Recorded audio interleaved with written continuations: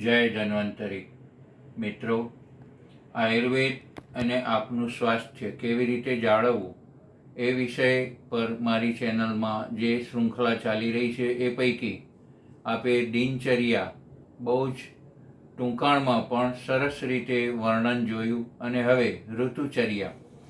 તો ભારતીય ખગોળશાસ્ત્ર મુજબ 365 દિવસ એટલે કે 12 મહિનાને આપણે બે ભાગમાં વહેંચીએ તો 6 મહિના આદાનકાળ અને 6 મહિના વિસર્ગકાળ, દક્ષિણાયન અને ઉત્તરાયણ. 14 જાન્યુઆરી પછી ઉત્તરાયણ શરૂ થાય છે, જેમાં સૂર્ય આપણી પાસેથી સૃષ્ટિમાંથી જલીયાંશ અને શરીરમાંથી શક્તિઓને ખેંચે છે, એટલે શોષણ કરે છે. તો 14 જાન્યુઆરી પછીનો સમયગાળો એને આપણે ઉત્તરાયણ પછીનો સમયગાળો કહીશું, અને એ આપણા જલીયાંશ અને શક્તિનું શોષણ કરે છે. જ્યારે શરૂઆતનો સમય કે જે દક્ષિણાયન, અને એ 14 જુલાઈથી શરૂ થાય છે, એમાં વર્ષા, શરદ અને હેમંત એમ 3 ઋતુઓ આવે છે. જ્યારે ઉત્તરાયણમાં શિશિર, વસંત અને ગ્રીષ્મ ઋતુ આવે છે. આવી રીતે 6 મહિનાના 2 ભાગ પડે છે, જેમાં સમગ્ર વિશ્વમાંથી, સૃષ્ટિમાંથી શક્તિઓનું આદાન પ્રદાન થાય છે. તો જ્યારે શક્તિઓ આપણને મળી રહી છે એ કાળને આપણે વિસર્ગ કાળ કહીશું.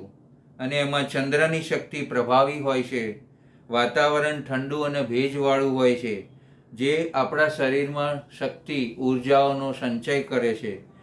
કામ કરવાની કેપેસિટી આપણી વધારે છે, ચેતનાઓ વધારે છે, સ્ફૂર્તિ વધારે છે. જ્યારે ઉત્તરાયણ એટલે 14 જાન્યુઆરી પછીથી શરૂ થતી શિશિર, વસંત અને ગ્રીષ્મ ઋતુમાં આપણી શક્તિઓ ક્રમશઃ ઘટતી જાય છે, ગરમીનું પ્રમાણ વધતું જાય છે, વાતાવરણ સૂકું થાય છે, અને શોષ પડવાથી ઘણી બધી ચેતનાઓનો હ્રાસ થાય છે, એટલે આપણે આળસુ થતા જઈએ છીએ.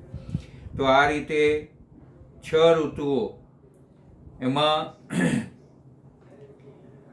શિશિર, વસંત અને ગ્રીષ્મ એ ઋતુઓ આપણને ઉત્તરાયણ પછીની મળે છે. જ્યારે વર્ષા, શરદ અને હેમંત એ 3 ઋતુઓ આપણને દક્ષિણાયનની એટલે કે શક્તિ આપનારી મળે છે.